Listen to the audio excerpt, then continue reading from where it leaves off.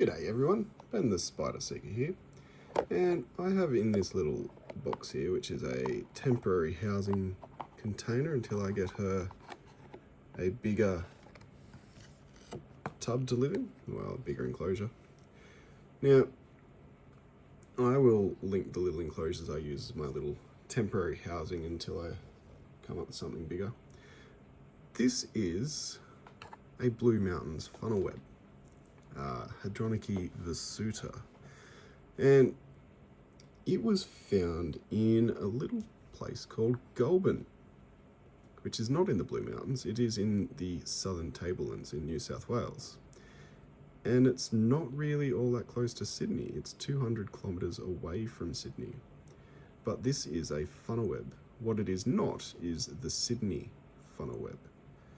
Now, a lot of people sort of get the idea that the funnel webs are only around Sydney because the Sydney funnel web, which is actually now 3 species, is the one that is rated as the most venomous spider in the world. But we actually have funnel web spiders throughout a huge chunk of New South Wales. Well, it's not that huge really, along the sort of eastern coast, but they go out about as far as Orange to the west of the Blue Mountains, and all along the coast, right up the eastern coast, all the way almost to Mackay in Queensland, and then they range down all the way to the south coast of New South Wales and into Victoria. Then in Victoria you've got a population sort of that goes inland a bit and around Melbourne a little bit, and you've got a few species across in South Australia around Adelaide, and there's even a few species in Tasmania. But the only Sydney funnel webs are around Sydney, and we're talking about 160 kilometres away from Sydney, within the Sydney Basin, if you're talking geography. Now, what makes these guys different from Sydney funnel webs is at the back here. I'm going to be very careful because she could probably actually launch herself out of here and onto my desk. You can see these 2 tiny little bits here. That's her spinnerets. On a Sydney funnel web in the Atrax genus, they'd be a bit longer. Now, I say the Atrax genus, they do actually range beyond Sydney as well. You've also got Sutherland's funnel web, which is Atrax sutherlandi, down on the south coast of New South Wales, that is, and Atrax yorkmanorum, which can be found in Canberra, so around Black Mountain they've been reported, and down south towards the Victorian border. But the most specious genus of funnel webs is Hadronyche, the wide-ranging one. And the Atrax genus would have longer spinnerets. So these are the spinnerets at the back here that make silk. The other thing the Atrax genus has is out the front, again going to be very careful, so right here around this area, the head, we call it the cephalic region of the cephalothorax. So that bit there that I'm outlining with the tweezers is the cephalothorax. This would be the abdomen. The cephalothorax has this risen section, which we call the cephalic region. And in Atrax, that's quite a bit flatter. And I tend to see in Atrax the chelicerae, the patyrons in particular, which is the big bulky part of the fangs, they are a bit smaller in Atrax. The other thing you see, and we'll see, we can zoom a little bit. I'm just going to lift the container closer to the camera. Its eyes. So its eyes make this arrangement. I have to look around, make sure I'm not poking the spider. There we go. So you've got sort of this straight, let's stop this shaking, this straight line across the bottom with these 4 little eyes right here. And then you've got a couple of black eyes on either side up the top and a couple of little white eyes, and they sort of make this little frowny face almost.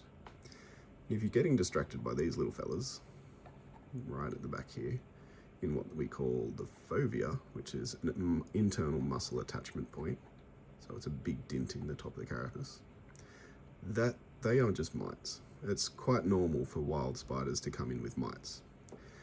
And when I say wild spiders, this one was handed to me by someone who's seen me at the Goulburn show and that sort of thing.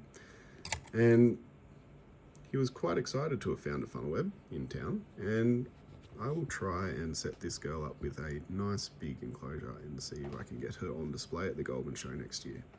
They don't always respond well to coming into captivity, and this is a very small container for a fairly large spider, so she would probably have about a 5 centimeter leg span.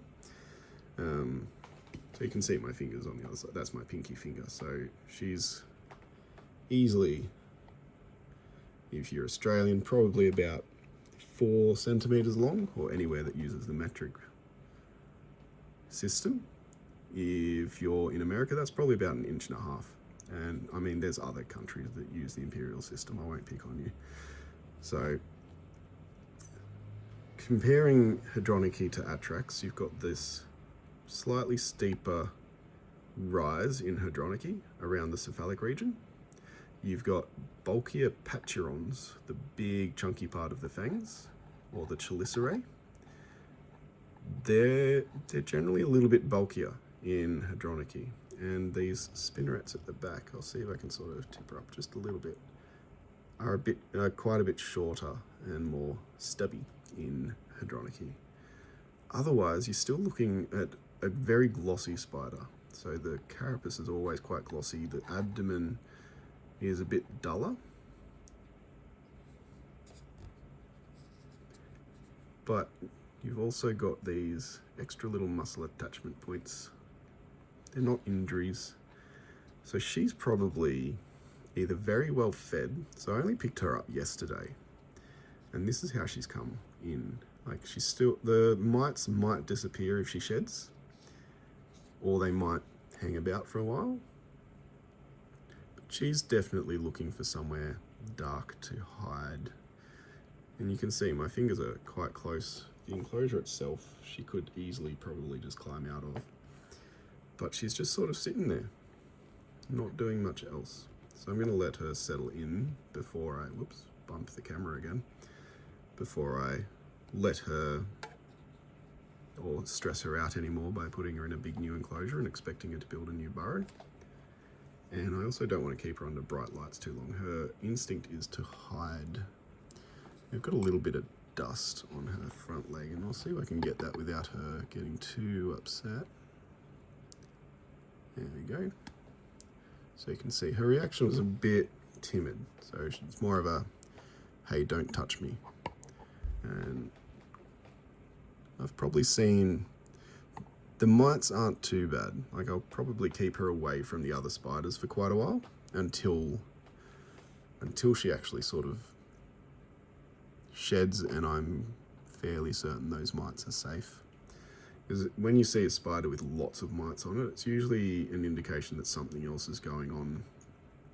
Like, it's not healthy, it's not getting as much to eat as it would need, or it's just not doing well. So she'll probably just sit in this little container, and if you're interested in these little containers, I'll do the link to Amazon thing in the description.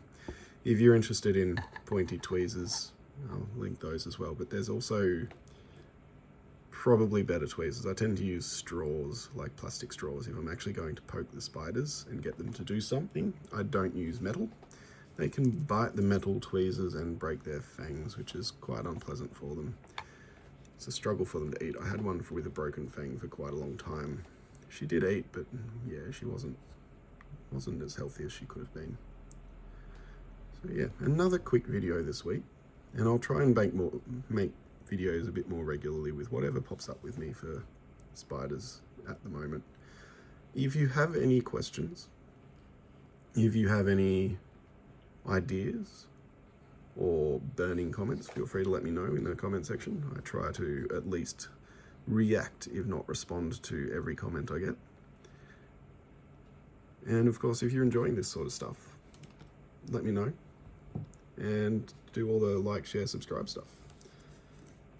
But if you want to see more funnel webs, let me know.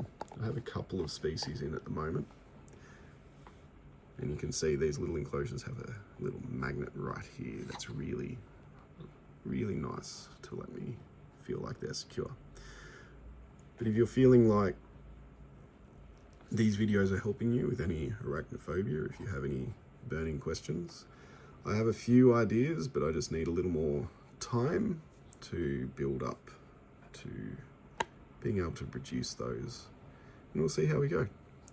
So yeah, like, share, subscribe, all that jazz. I'm trying to be a little more active on Instagram as well, so we'll head over there too. And yeah, keep an eye out for the next video. Thanks, guys.